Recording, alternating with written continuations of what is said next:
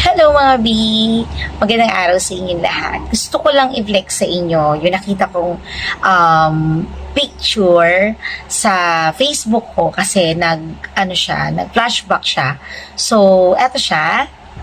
Ayan. So, kung makikita niyo dyan sa picture na yan, ayan, sa picture na yan na actually, yung payat ko pa nga dyan. Ganda-ganda ako sa sarili ko dyan kasi medyo tumaba na ako ngayon. So, makikita niyo dyan sa picture na yan, nandun pa lang ako sa bahay. So, bigyan ko lang kayo ng konting kwento or story time tayo ngayon, no? Yung picture kasi na yan, yun yung mga time na nagsisimula pa lang ako sa paggawa ng Alexa product. So, para rin sa mga baguhan po na nagsisimula pa lang din mag-try o nakapag-try na o hindi pa nakakapag-try ng product po na yan para meron kayong konting kaalaman sa kwento po, no? Sa likod ng kwento ng Alexa product. So, ang Alexa product po, nung mga panahon na yan sa picture na yan, sinimulan ko pa lang siya sa bahay. Yes po. Ako po ang mismong formulator ng product namin. And ito po yung uniform namin. Suot ko pa. And here's our logo po. So actually, papasok na ako ng office.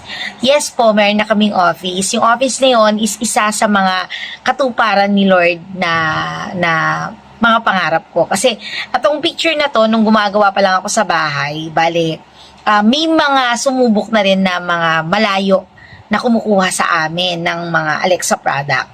And then, yung iba galing pa ng province. As in, pinupuntahan nila ako. Nakikita kasi nila yung advertisement ko or marketing ko is ginagawa ko on Facebook and YouTube. So, pag nagsasearch siguro sila, nakikita nila. So, pupunta sila, nakikipag-meet up sila sa akin sa bahay. And then, nung mga time po na yun, medyo nahihiya ako kasi yung inuupahan naming bahay dyan, maliit lang. Tapos, medyo walang maayos na parking. Tapos, parang nahihiya din ako ng time na yun kasi nga, hindi pa ganun kaayos. Every time na pupunta sila, gusto ko yung mapapaupo ko sila.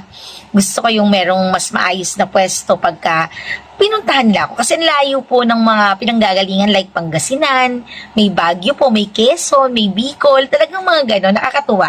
So, dun sa mga time na yon mas napupursigi po ako no, na mangarap na lumaki po yung business ko. So, nung mga time na yan, marami na rin silang kinukuha sa amin. Although, hindi pa ganun kalaki yung production ko.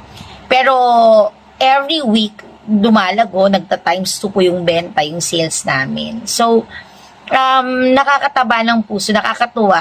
Lalo akong parang nanggigigil po na sana someday meron akong pwesto na pwede nilang puntahan sa akin,